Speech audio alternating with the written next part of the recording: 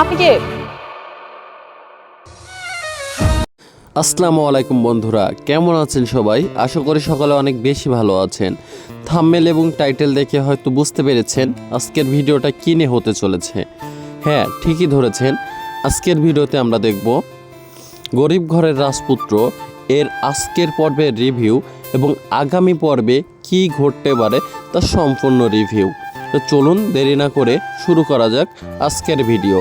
আর যারা এখন আমাদের চ্যানেলটা সাবস্ক্রাইব করেননি, অবশ্যই চ্যানেলটা সাবস্ক্রাইব করে আমাদের সাথেই থাকবেন। আজকের পর্বের শুরুতে আমরা দেখতে পারি মেঘলা বস্তিতে এসে অনেকের সাথে কথা বলে এবং সে কিন্তু দিন শেষে অনেককে ভুল বোঝে। সে পরবর্তীতে চলে গেলে আমরা পরবর্তী অংশে দেখতে পাই মিষ্টি বস্তিতে যে অনেকের যে জীবিত বাচ্চা হয়েছিল তার সাথে দেখা করে। মেঘলা যখন অফিসের উদ্দেশ্যে যায় তখন রাস্তার মাঝে সাব্বিরের সাথে দেখা হয় এবং সাব্বিরের সাথে সে মত বিনিময় করে, সে কি করে কি করতেছে সকল বিষয় তার কাছ থেকে শুনে এবং তার জন্য শুভকামনা জানিয়ে সে অফিসের উদ্দেশ্যে আবারও রওনা দেয়।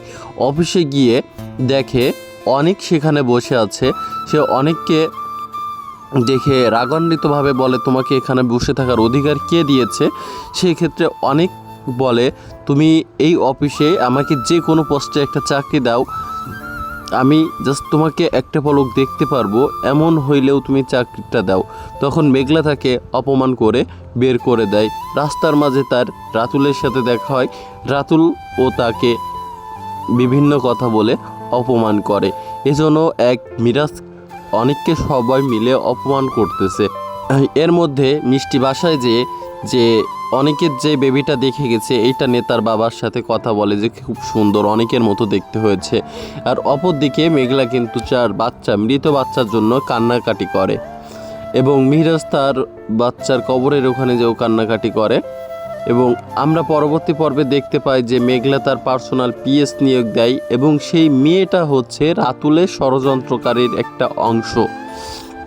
তো এখন কথা পরবর্তী পর্বে আসলে আমরা কি দেখতে পারবো, কি ঘটবে, অবশ্যই পরবর্তী পর্বের জন্য আমরা সবাই বসে আছি। পরবর্তী পর্বে হয়তো আমরা দেখব যে অনেক তার বাচ্চাকে চিনতে পারবে, নাকি হচ্ছে যে রাতুলের নতুন ষড়যন্ত্র মেঘলা একটা অংশ হয়ে উঠবে।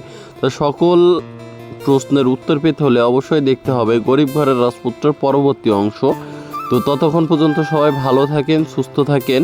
আর একটা কথা, যারা এখন আমাদের চ্যানেলটি সাবস্ক্রাইব করেননি, অবশ্যই আমাদের চ্যানেলটি সাবস্ক্রাইব করে আমাদের সাথেই থাকবেন নতুন নতুন ভিডিও এবং নতুন নতুন আপডেট পেতে।